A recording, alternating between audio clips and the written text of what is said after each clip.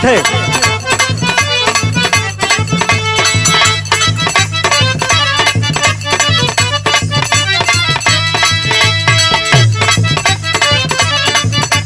बहुत बढ़िया।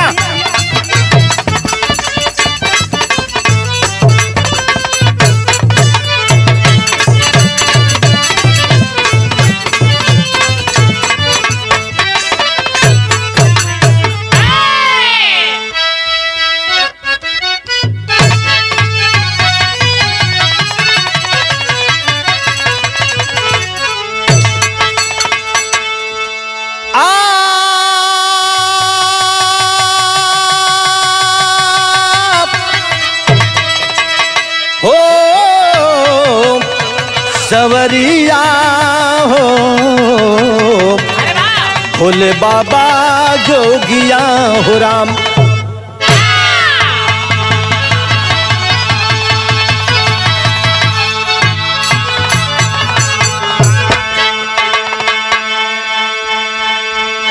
प्यारे मित्रों, हम बिरहा गायक राम अवध नवीन, ग्राम पोस्ट मर्यादपुर, जनपद मऊ, अंजलि रिकॉर्डिंग स्टूडियो मर्यादपुर, दयाल मौर्य जी के देखरेख में स्वर्गीय उमेश पाल को श्रद्धांजलि देते हुए ईश्वर से कामना करता हूं कि उनके परिवार को इस दुख की घड़ी में ईश्वर सहन शक्ति प्रदान करें। विशेष आभार प्रोफेसर सीपी सिंह धनगर और पूर्व सेना के रिटायर्ड श्री निवास धनगर जी और धनगर समाज के जिला अध्यक्ष गणेश धनगर, प्रशांत सिंह धनगर जो मेरे मामा के लड़के हैं, इनका योगदान रहा। बिरहा में 4 लाइन भूमिका देना पड़ा।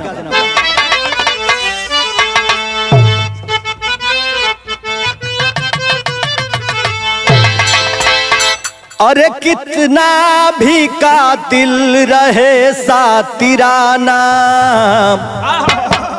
हो जाता है अंत जुल्मों सितम का। क्यों नाज करते हो रे मन घमंडी, भोगे सभी फल कर्म को कर्म का। बनकर चलोगे मानवता के दुश्मन, साधोगे हरदम कातिले जो निशाना। अरे होगा पतल कर लो लाखों जतन तू, सब दिन किसी का रहा ना जमाना।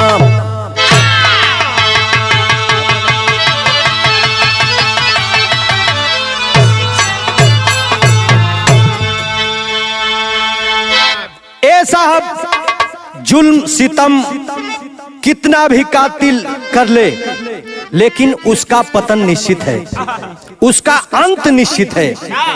इसलिए कि कोई आज तक बचा नहीं। अगर जो जितना घिनौना काम किया उतना ही जो है दंड उसे को मिला है। यह इतिहास साक्षी है। उनको फांसी से लेकर आजीवन जेल देखना पड़ा। बिरहा में कभी बड़ी मार्मिक बड़ी अच्छी गजल लिखलन। कैसे मास्टर साहब?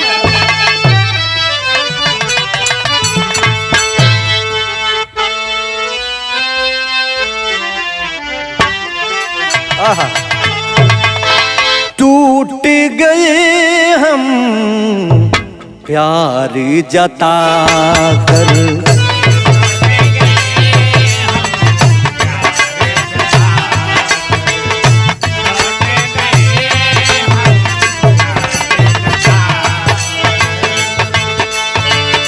पत्थर दिल से पत्थर दिल को दिल से लगा कर, टूट गए हम प्यार जता कर।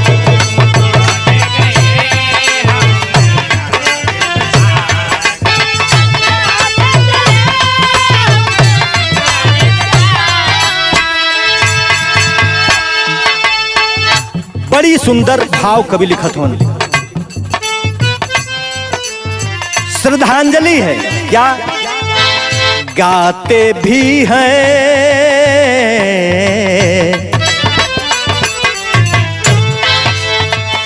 गाते भी हैं आंसू बहाकर।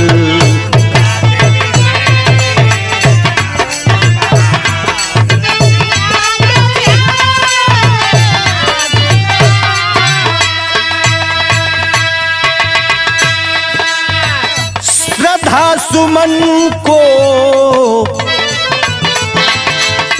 श्रद्धा सुमन हम देते हैं गाकर, गाते भी हैं हम आंसू बहाकर।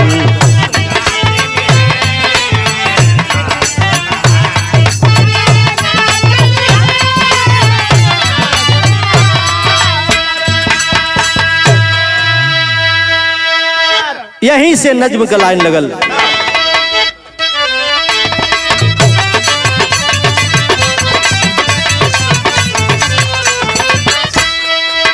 प्रयागराज जहां हर तीर्थ में लायक है, वहां पैदा हुए बड़े बड़े जननायक है।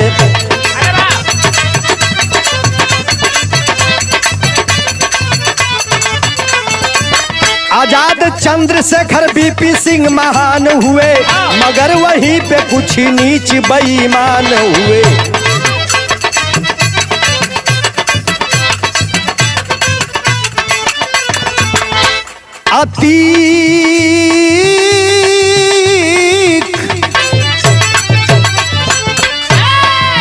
अतीक दुष्टता की सारी हदें पार किया, जुर्म दो एक नहीं उसने कई बार किया।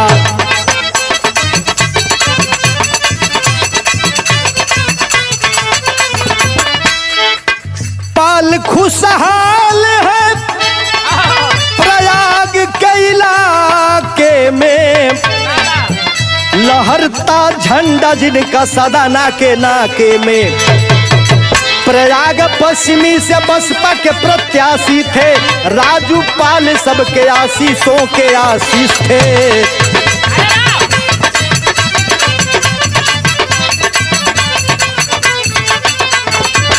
भाई अतीक अशरफ वहां ललकार गया, चुनाव पाल से ताकत के रहते हार गया।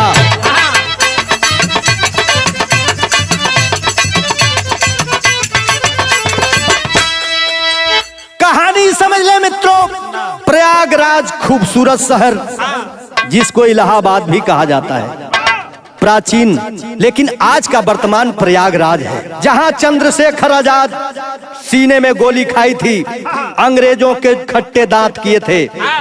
अच्छे अच्छे हमारे नेता वहां पैदा हुए, स्टार अमिताभ बच्चन भी पैदा हुए, बीपी सिंह जो नायक कहा जाते वो भी पैदा हुए। यानी इलाहाबाद उन महापुरुषों की धरती रही है। लेकिन वही न जाने कहां से अतीक अहमद जैसा क्रूर व्यक्ति भी पैदा हो गया। अतीक अहमद एक दो जुर्म नहीं किया, अनगिनत जुर्म किया, जिसका नतीजा यह है कि अपने ही साथी राजू पाल की हत्या का वह बहुत बड़ा कसूरवार है। लेकिन चुनाव जिस समय हुआ, अतीक को कद बढ़ाने के लिए राजनीतिक लोग पहल किए। अतीक वहां से सीट खाली करके अगला पद पे चला गया, लेकिन वह सीट खाली होने के नाते अपने छोटे भाई अशरफ को वहां से टिकट देकर सोच रहा है कि मैं इस भाई को जिता देंगे। लेकिन जनता का आशीर्वाद पाकर राजू पाल जो बसपा से इलाहाबाद पश्चिमी सीट से टिकट लेकर आज चुनाव मैदान में, इतनी लोकप्रिय राजू पाल थे जिनको जनता ने पसंद किया। चुनाव में अशरफ को भारी मतों से हरा दिया। चुनाव अशरफ हार गया, राजू की जब ताकत बढ़ गई, राजू विधायक बन गए। उस समय कभी भाव लिखा, गीत लगल मास्टर साहब, मन करे पढ़ाई कइल छोड़ दी,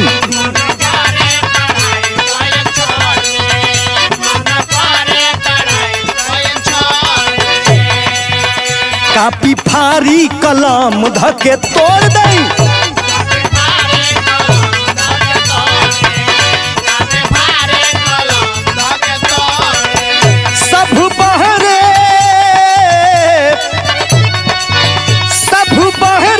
पड़ल बाटे ताक में, हो तो हर सूरत समा जाला आँख में, जब हिलावेलू पियर फराक में।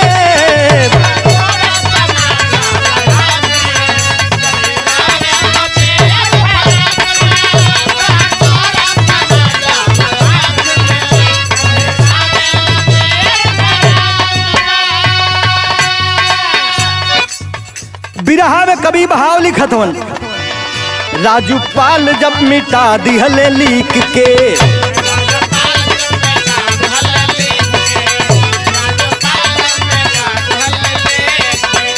बादशाहत टूटल बायतीक के,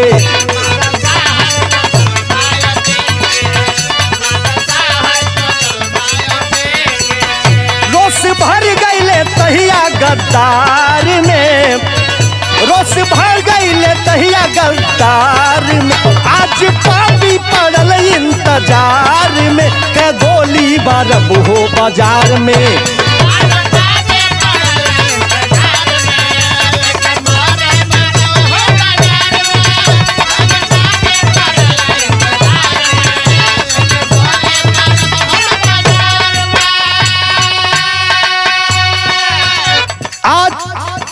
अशरफ चुनाव हार गया, मन में ठान लिया कि मैं इसको जरूर बदला चुकाऊंगा, और गोली मारने के लिए हमेशा खोजता था। 2004 के समय गईले आई, घाटवा लगा के चली दिहले कसाई,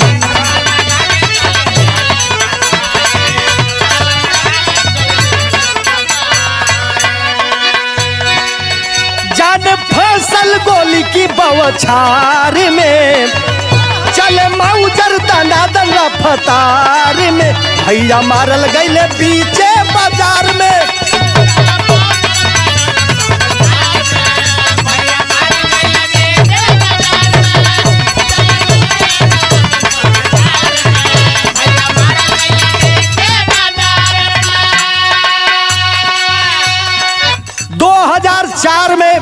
घात लगाकर बैठे अस्पताल से राजू विधायक जख्मी थे, इलाज करा के जा रहे थे अपने गाड़ी से। स्कॉर्पियो थी, क्वालिस थी, क्वालिस में स्वयं ड्राइव कर रहे थे राजू पाल जी जो वर्तमान विधायक थे, लेकिन पीछे से ही कमीना आज स्कॉर्पियो से ओवरटेक करके सीधे गोली मारना शुरू किए। आज जब मारे लगलन गोली तो एक दुगो गोली ना मरना है पंचों, वो विधायक जी के 19 गोली मरना। आज जब ई मौत का समाचार नई नवेली 9 दिन की दुल्हन पूजा सुनले है तो नतीजा का निकलल विदेशिया में भाव बा कवि जी।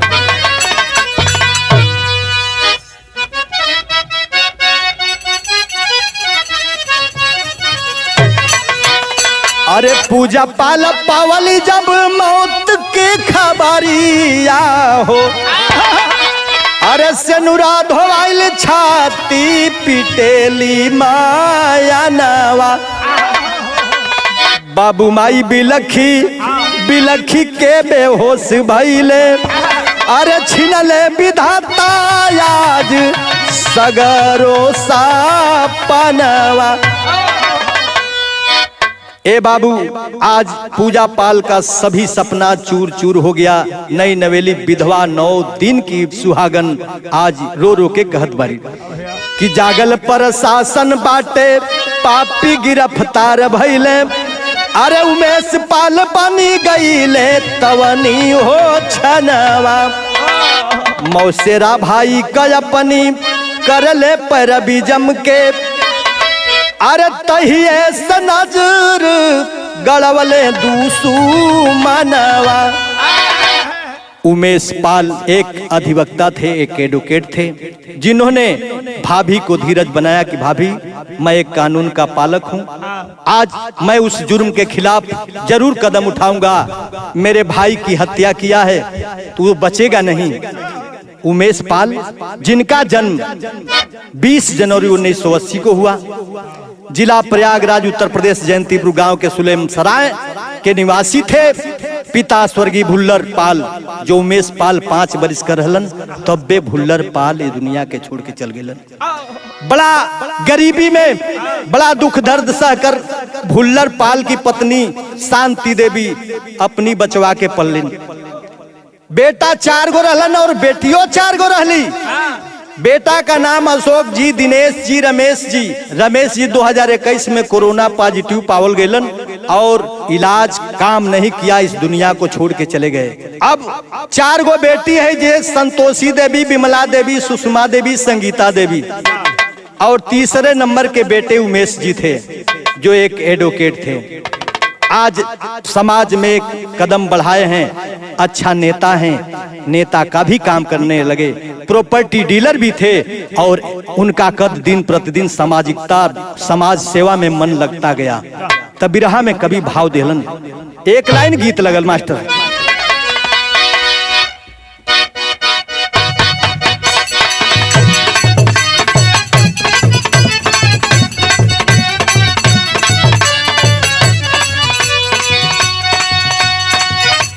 अरे जाए पिया जवानी हमार जरूर गइलो नो, एगो नचनिए कारण, एगो नचनिए कारण धनिया के भुलाई रे गइले ना।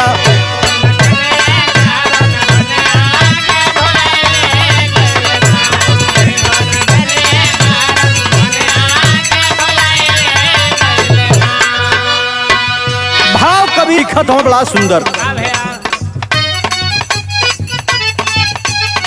अरे अधिवक्ता से जनता के नियत रियायत भइल नो, उमेश पाल बिरनवा हमरो जिला पंचायत भइल ना।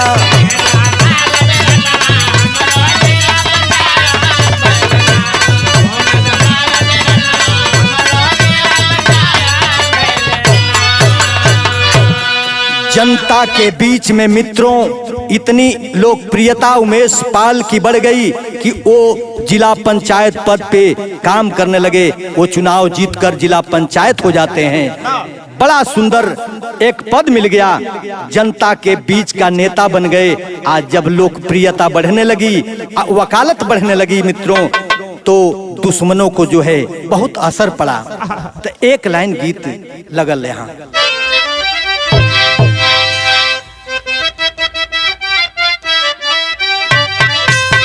अरे पूजा पाल भइल सहानुभूति की लायक,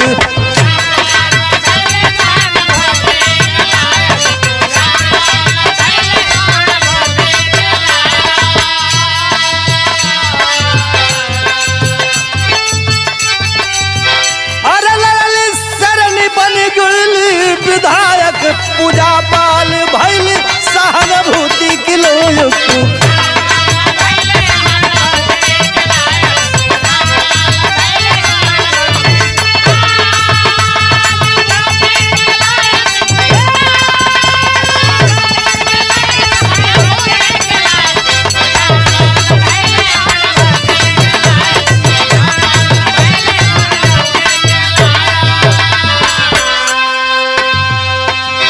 उमेश पाल की लोकप्रियता से पूजा पाल को एक बल मिला और पूजा पाल को जो है जनता का प्यार मिलने लगा। बसपा ने टिकट देना शुरू कर दिया, इसलिए कि 9 दिन की विधवा आज सुश्री कुमारी बहन मायावती जी को दया आया कि पूजा पाल इस दया के काबिल है, उसको उसके सम्मान को आगे बढ़ाना चाहिए।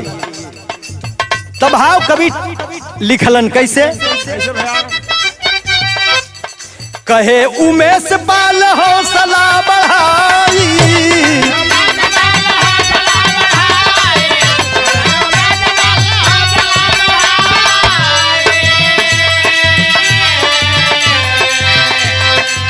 जुर्म से लड़ल जाई सुना भौजाई,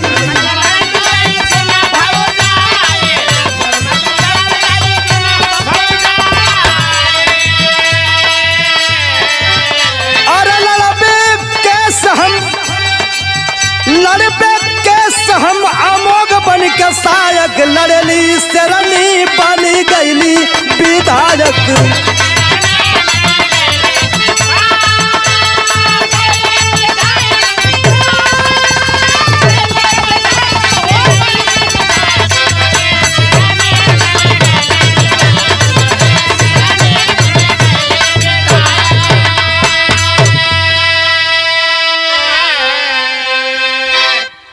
ए पंचों, आज पूजा पाल बहन कुमारी मायावती जी टिकट दी और उस टिकट से पूजा पाल विधायक चुनी गई और विधायक बनने के बाद उनका हिम्मत हौसला बढ़ गया। अपने उस राजू पाल हत्या केस फाइल को आगे बढ़ाने लगी। उस गवाह उमेश पाल अपना खुलकर पैरवी करने लगे। उस अतीक के खिलाफ हिम्मत नहीं करता था, अतीक के खिलाफ एक भी शब्द आवाज बोलने का। वहां ई पूजा पाल और उमेश पाल दोनों मिलकर उस अतीक के खिलाफ जो है पैगाम रचने लगे, इसलिए कि मुद्दई को उसका अंजाम जरूर भुगतना पड़ेगा। यह दोनों मिलकर सोचत हमन तो कभी भाव लिखलन।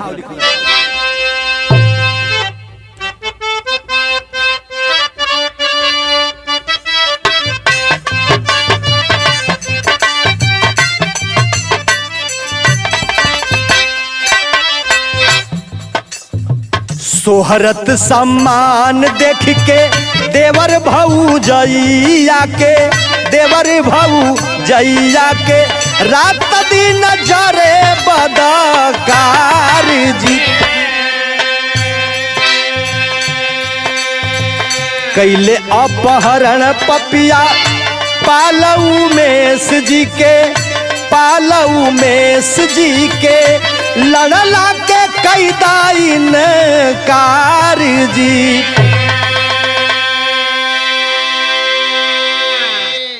नहीं तो रहना पैबा बबुआ दुनिया में, बबुआ दुनियावा में देखला तकतिया मार जी। जनवा बचाव खातिर पाल बीरन वाहमत, पाल बीरन वाहो कैले सरतिया स्वीकार जी। ए बाबू, जितेंद्र पटेल की झूठी गवाही में फंसा देना चाहते थे लोग और उमेश पाल को अतीक के गुंडे जो है उठा ले गए और कहत बनन कि अगर जो तुम इस बयान को आगे बढ़ाओगे तो तुम बच नहीं पाओगे, इसलिए इस मुकदमा को खत्म करो और इस मुकदमा को पैरवी नहीं करोगे नहीं तो जान तुम्हारी नहीं बख्शा जाएगा। जब चारों तरफ से नली भिड़ोले हम बाबू केहू रही तो कही कि नहीं चलो ठीक बाटे, हम जान बचाने के लिए वह उमेश पाल स्वीकार कर लिए कि हम केस को नहीं लड़ेंगे। लेकिन तेरी का भाव कभी लिखलन।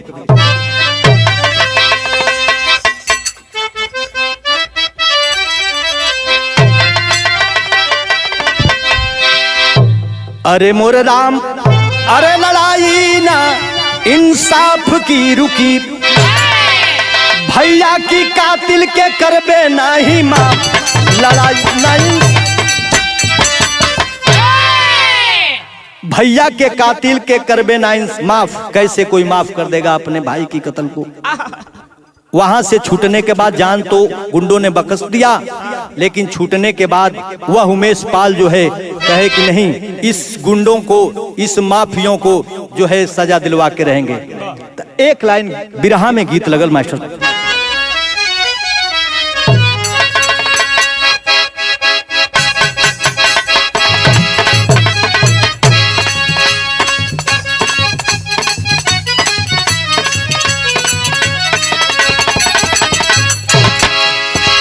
मनवा में सोचता न फिर से कसैया,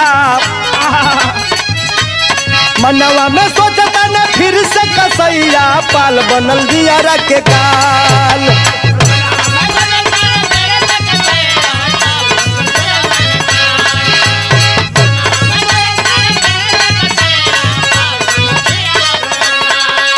आ करी ई गवाही नु होई जिंदगी मौहाल।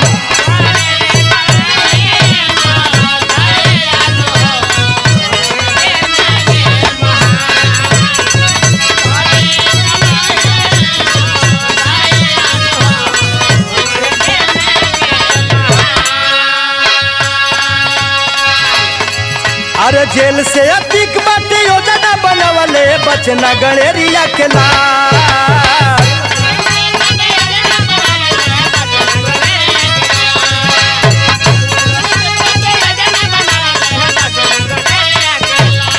हाँ करी ई गवाही जब मुदैया नु होई जिंदगी मोहाल।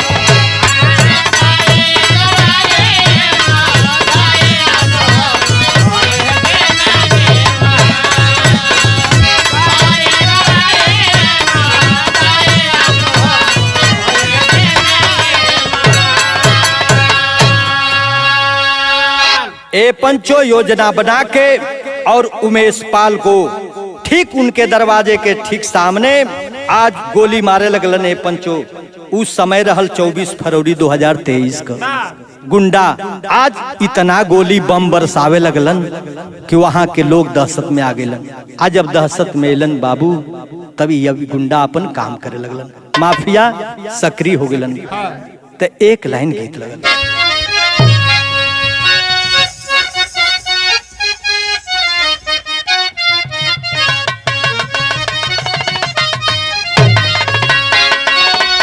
अरे केहू नाही जानई बतिया ना हो कहवा निकाली परान। ए पंचो कोई नहीं जानता है कि किसका कहां अंत होने वाला है। तो अरे कब घेरी कैसे विपत्तिया नु हो नहीं जाने इंसान। पालऊ में कचहरिया से अइले घेरी करके हमला कसाई पापी कइले। अरे गोली से छदाइल बाटे छातिया नु गिरी गईले जवान। ए साहब 24 फरवरी 2023 को गुंडा घेर कर इतना गोली मारे लगलन। कचहरी से आवत रहन त का सोचलन कि हमके केहू मारी बीचे रास्ता में, लेकिन धोखा। वही तो दुनिया का सबसे बड़ा खतरनाक चीज है। पहले का ऐतिहासिक व्यक्ति ठीक रहलन कि दोनों सेना आमने सामने रहल, लड़ाई होत रहल। जे हार गइल वो हार गइल, जे जीत गइल वो जीत गइल, ओकर राजपाट हो गइल। लेकिन आज केहू के राती में घर में घुस के मार दा, केहू के कहीं चौराहे पर खड़ा के मार दा। आज यही तो धोखा इंसान के सबसे खराब बना दिले बाई पंचो। मानवता नहीं है। अरे साथी गुंडा पाजी भिड़ जाई बिटूराई कई के धमाका दिहले दहशत मचाई। अरे हिल गईली जमुना की दातिया न हो रोवे धरती महान। उस इलाहाबाद प्रयागराज की धरती, पश्चिमी तट पर जमुना जी बाड़ी, वहां की धरती हिल गई। इतनी बम धमाका कैलन। भाव कवि पोहपट में लिखते।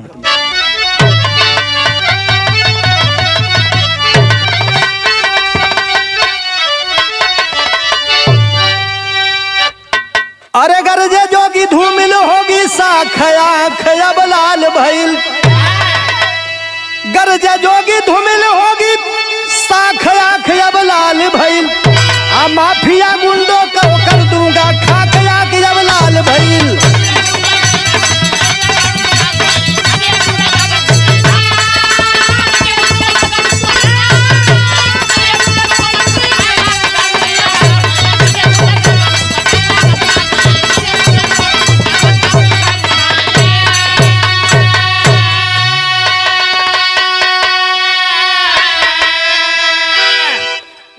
नेपाल के संरक्षक में 2 ठे गार्ड रहलन, पुलिस का जवान, जिनका नाम संदीप और राघवेंद्र। मित्रों, ये दोनों को पापी छोड़े नहीं, इनको भी गोली इतनी मारे कि जब तक मर नहीं।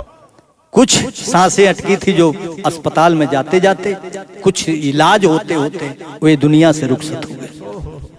जब ये प्रशासन को बात पता चला, योगी जी पूरे विधानसभा में भरी थी, जिसमें कहा माफियाओं को मिट्टी में मिला दूंगा।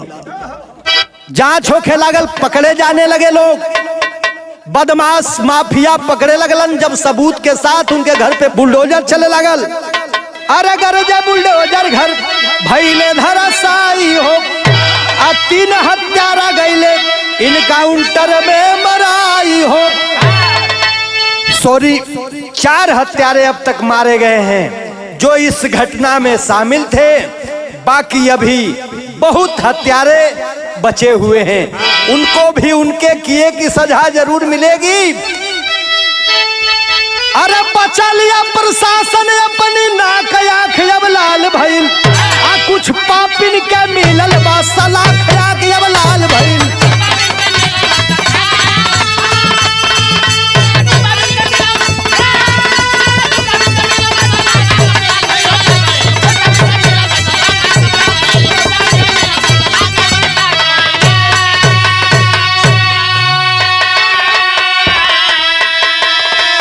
अट्ठाईस मार्च को उमेश अपहरण के केस में फैसला इलाहाबाद हाई कोर्ट में हुआ और वहां अतीक को साबरमती जेल से लाया गया, जहां वहां के वकील अधिवक्ता जितने प्रतिष्ठित थे, अतीक को जूते की माला पहनाने के लिए तैयार थे।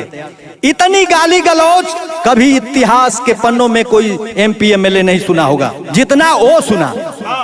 शर्म आनी चाहिए ऐसे माफियाओं को जो राजनेता होते हुए ऐसे गंदे घटिया काम करते हैं।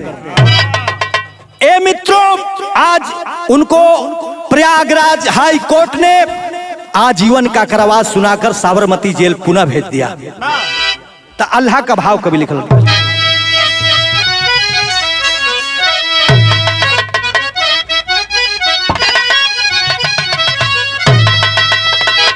सोचत बाट जनता को पापी बची पई है नाही,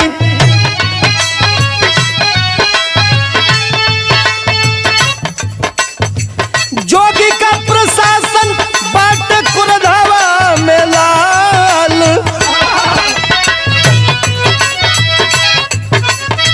जैसे विकास दुबे वाली पलटल गड़िया बाबू,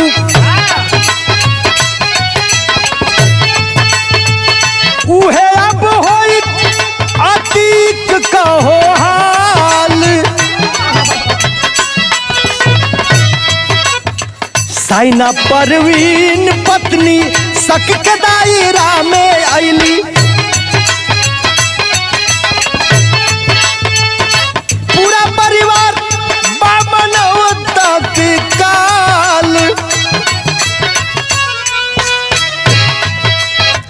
जनता का आवाज फांसी सगरो पपियन के मिले, राज तब कानूनी या के होई तब बेहाल। एक्शन में पुलिस बाटे जागल प्रशासन पूरा,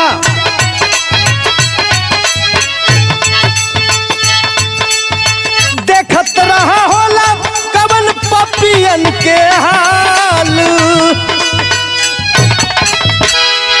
पूरे एक्शन के साथ योगी महाराज का सेना, प्रशासन, पुलिस लगी हुई है कि जनता के साथ न्याय हो, उस पीड़ित परिवार के साथ न्याय हो।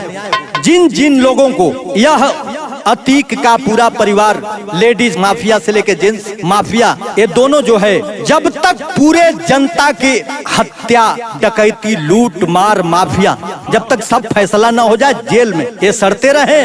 और हमको तो लग रहा था कि जैसे विकास दुबे का गाड़ी पलट गई। ये जनता भी सोचत रहल कि ऐसा ही अगर जो अंजाम निकलेगा तो कानून व्यवस्था पर लोग खुश रहेंगे, कानून का राज कायम रहेगा। तो अंतिम खड़ी में कभी भाव दिखा।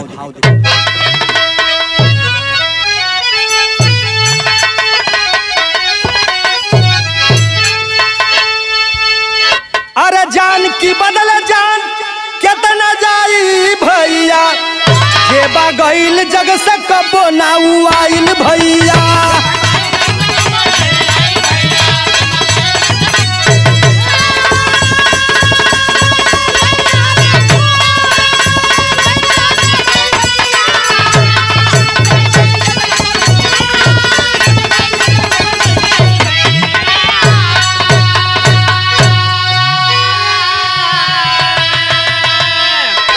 साख वाला हो जाई लड़ाई जब बंद हो, अब तही मानवता के मिट जाई धंध हो।